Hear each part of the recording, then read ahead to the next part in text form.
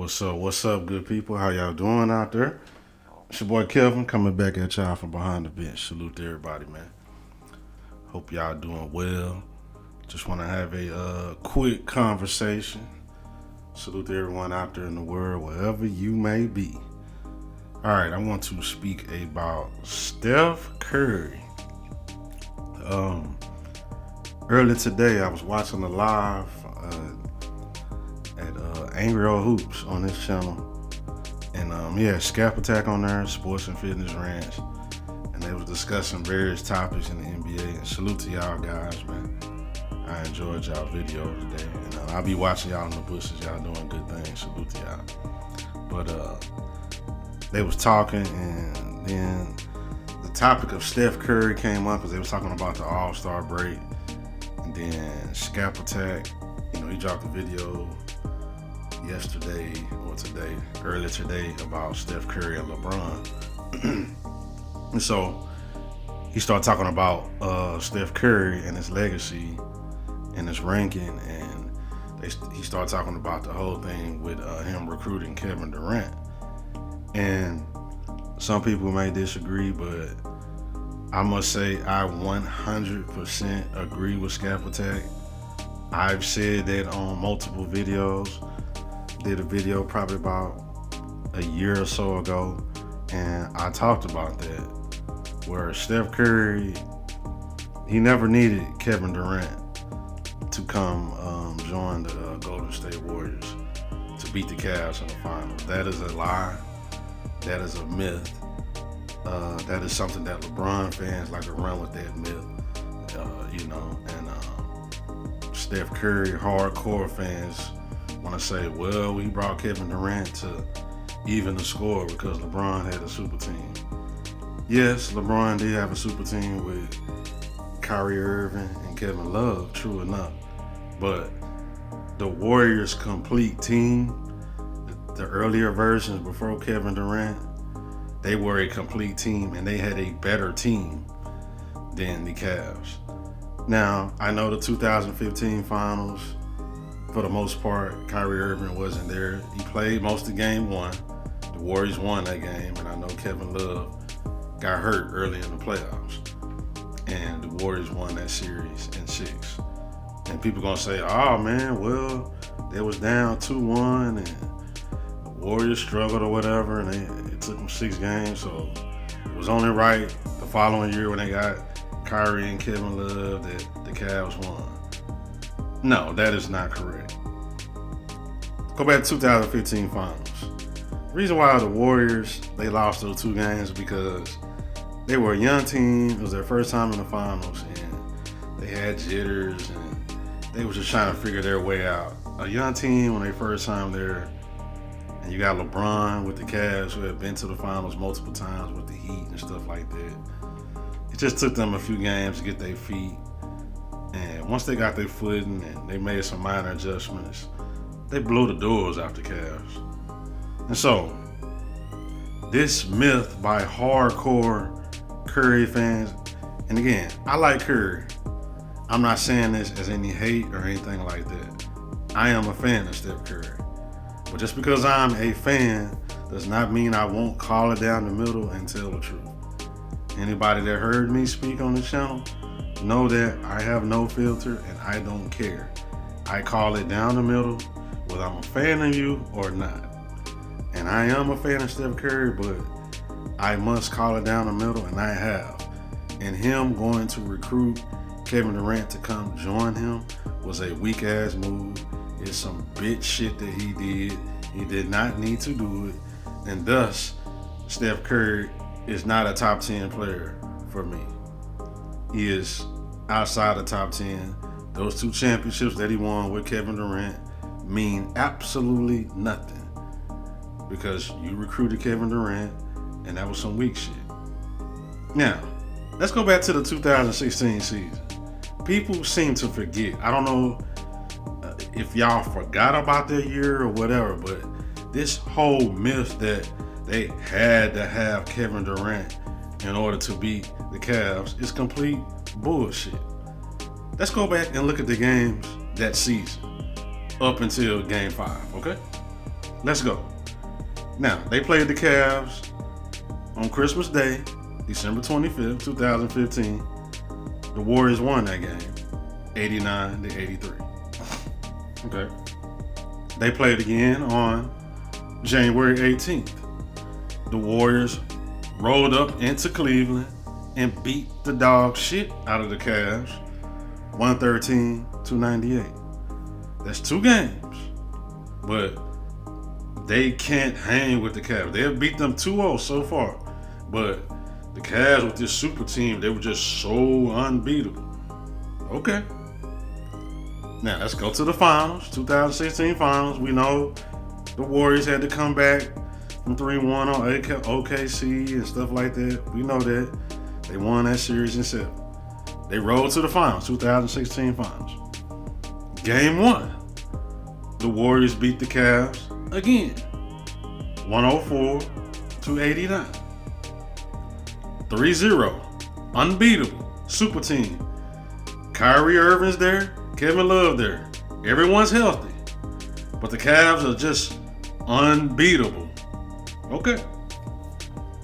Game 2, the Warriors, dog walked the Cavs, 110-77. Not even competitive. So that is 4 times they played this season, and the Cavs have won all 4 games. And they're unbeatable, right? So says hardcore Steph Curry supporters. They were just so unbeatable. That's the reason why he had to go get Kevin Durant to even the score. Okay. Game 3. The Cavs finally win a game. They won game 3, 120-90. The Warriors had a bad night. The Cavs won. Okay, cool. All right, no problem. Game 4. The Warriors win again, 108-97. So they have played 1, 2, 3, 4, 5, 6 times. Everyone's healthy. No excuses for the Cavs. Kyrie's there. Kevin Love's there. And they have won 5 out of 6 games. But the Cavs with their super team were so unbeatable. So says hardcore Steph Curry supporters. Right? How does that happen? That don't even... If they was 3-3, then you could say, okay, he needed, or if the Cavs had won 5 out of 6, then I can see you saying, okay, well, they need to go get Kevin Durant. But what y'all are saying makes absolutely no sense.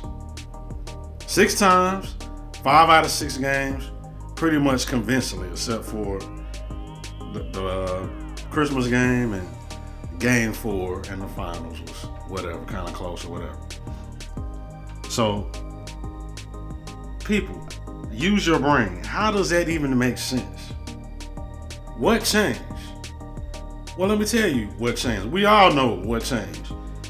Game 5, Draymond Green was suspended for that game, which is absolute BS. Steph Curry was already injured. Iguodala was limping on one leg. And most importantly, the most important player that people don't talk about is Andrew Bogut. Andrew Bogut was the Warriors center. He was a very good rebounder, rim protector. He's a good passer from the high post. And most importantly, what he did on the offensive end, he set good screens to get Steph Curry and Klay Thompson open. And that was very important. So when Andrew Bogut gets hurt in game 5, all of a sudden LeBron and Kyrie start going off. LeBron has back-to-back 40-point games. I believe he had 41 points in game 5 and 6. I might be off a point or 2, but he had back-to-back 40-point games. Kyrie Irving had 40-some points. And that is what changed the series.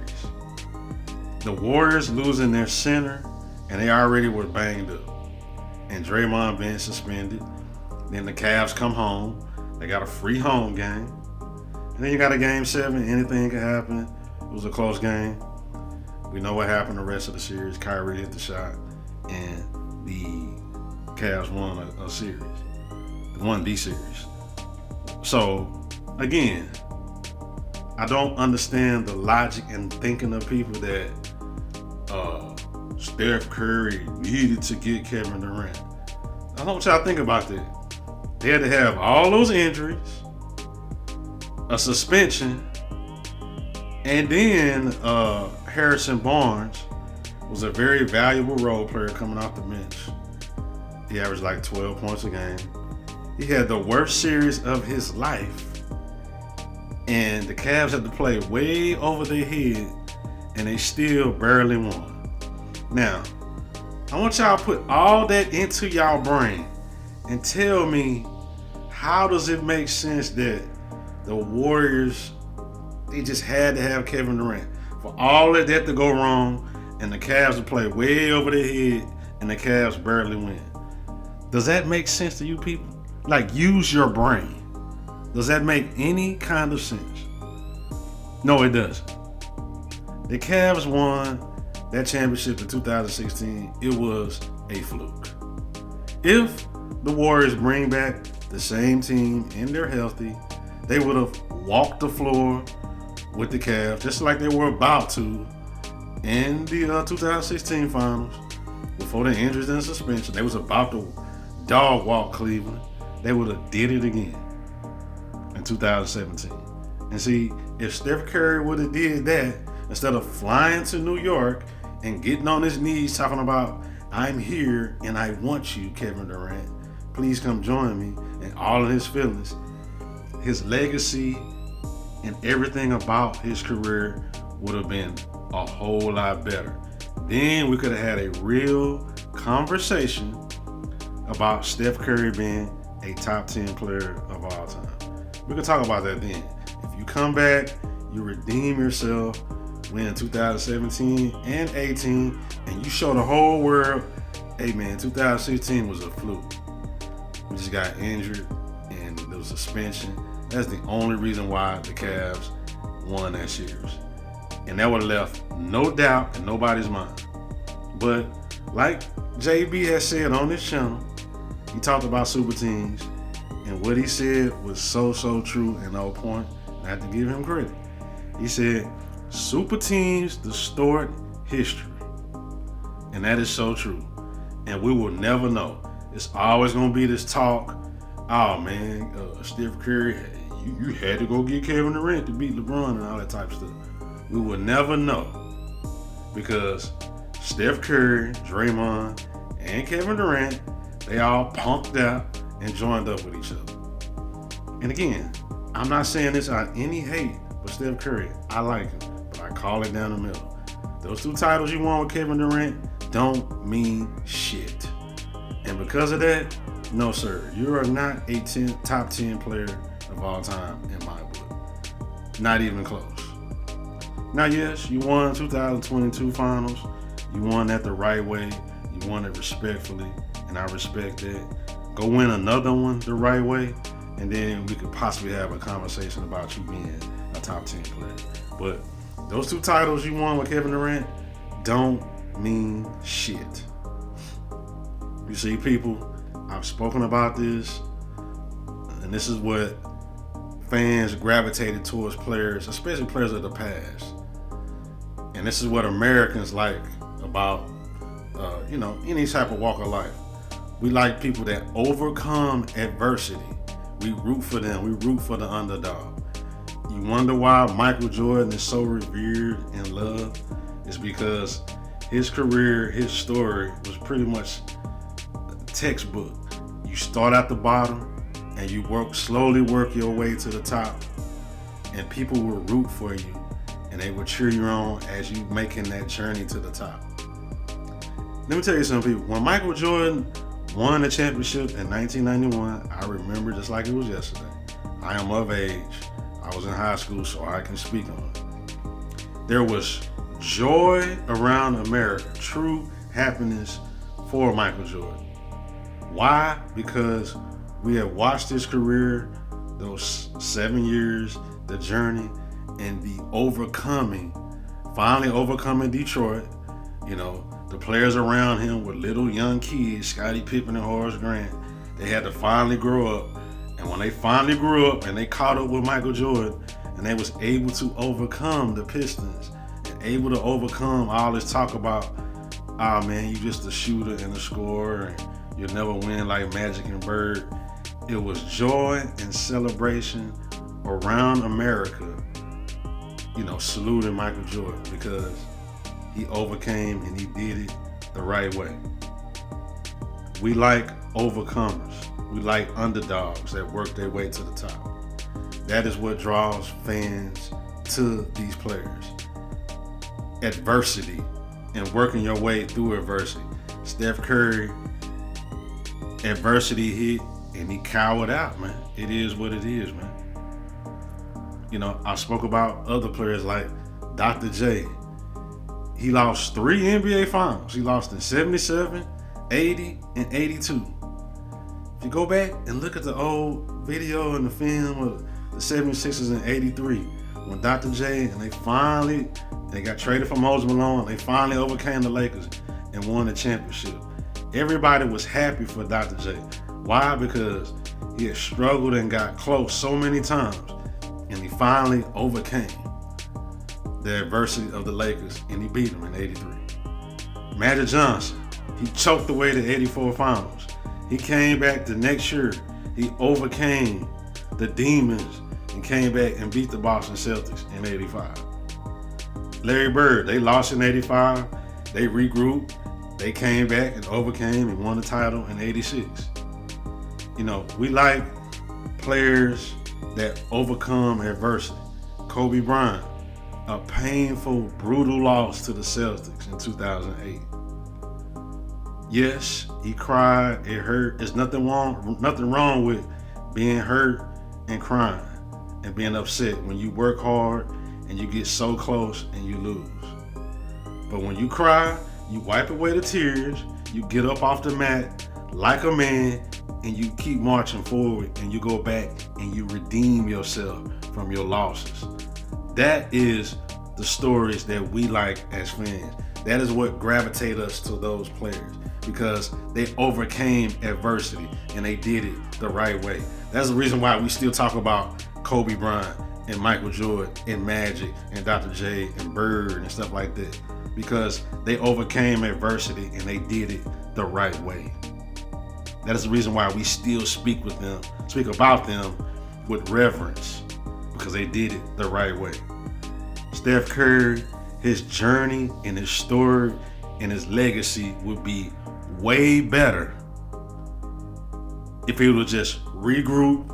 Yes, you hurt the tears, you wipe away the tears, you get up off the mat like a man, you regroup, you get the troops. Okay, this is what we got to do to get better. Okay, if Harrison Barnes leave, you get another ancillary piece to come, and you regroup and you come back and you beat LeBron and the Cavs and you overcome. And Steph Curry's legacy would have been way better. Then we could have had a real conversation.